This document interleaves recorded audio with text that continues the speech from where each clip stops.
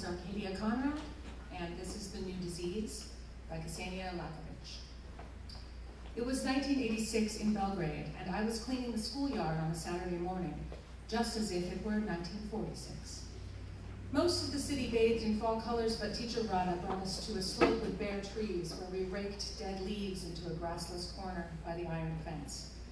We looked like some youth work brigade from a post-war Yugoslav documentary. Teacher Rada talked about these brigades a lot. There were no roads, no railways, she would say. The country in ruins and bridges to build. But we were a different generation. We slept on bare wooden floors without covers. We worked with a bit of food in our mouth and a song on our lips. Other teachers watched Eurovision and Dynasty and never organized mandatory cleanups on a weekend. I'm sorry you've been assigned to her, Streko, Mom had told me at breakfast, her face looking strangely sad above her bright coral necklace. Mom usually impressed teachers with quotes from the latest child psychology books, and all went splendid when she showed up at school. But Teacher Rada had given her heat about my health excuse for an earlier Saturday project, saying I clearly suffered from the new disease called overindulgence. So I tried not to look for excuses this time around. I showed up on time, picked up rakes in silence, climbed to the top of peripheral stairs, and started working. Close to me on the stairs was Tamara, another girl the teacher had a problem with.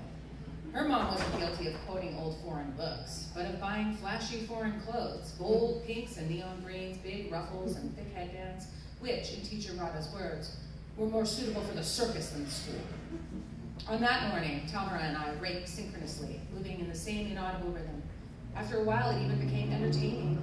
We almost danced on those stairs. Tamara in her sparkly purple shoes, which shone as if they'd just arrived from an MTV video. The shoes were decorated with musical notes and had amazing buckles in the shape of a treble clef.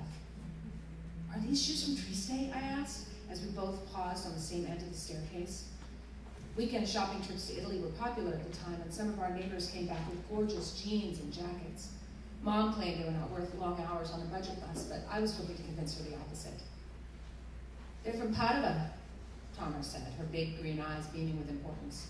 It's a bit longer trip, but the selection is way better. At that moment, Teacher Rada must have realized that Tamara and I were having too much fun, so she commanded that we join the rest of the class at the bottom of the stairs. Are you blind? She said the second we arrived, pointing to a pile of chip bags, juice boxes, and cigarette butts, which laid on a small path between the benches. Is this a schoolyard or a dump yard? This garbage must be taken to a trash container. The nearest container was at least 15 meters away, down the hill by the basketball court. But how are we going to do that, I asked. We don't have gloves and trash bags. Not even dustpans. You have hands, she exclaimed, lifting her own hands, large, rough, and quite manly. No girl would like to have such hands at her middle age.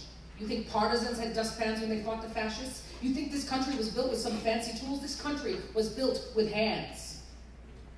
We stood around her in a circle, our weak hands still clutching to our useless rakes. Whenever she mentioned the fascists, I was speechless. She was a proud war survivor, a bronze monument of a woman, while I felt small and fragile, a paper doll of a girl. I'm not allowed to handle trash with my hands, Tamara said. Her voice sounded thin at first, but it grew stronger as it sometimes bounced off the stairs to the large windows of the art room and back to the empty space above our heads. My dad read that AIDS could be transmitted by touch. He warned me to be extra careful. Teacher Rada was clearly stunned by this announcement. For the first time in my life, I noticed hints of fear on her face.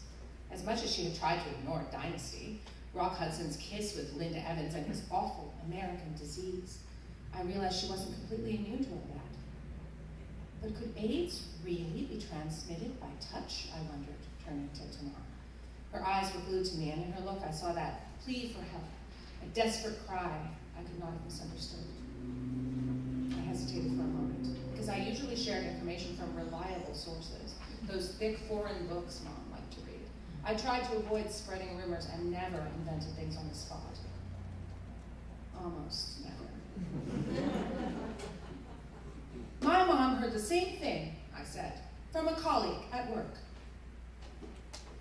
Then use those rakes to move the trash to the side. It doesn't have to sit in the middle of the walkway, Teacher Rada said.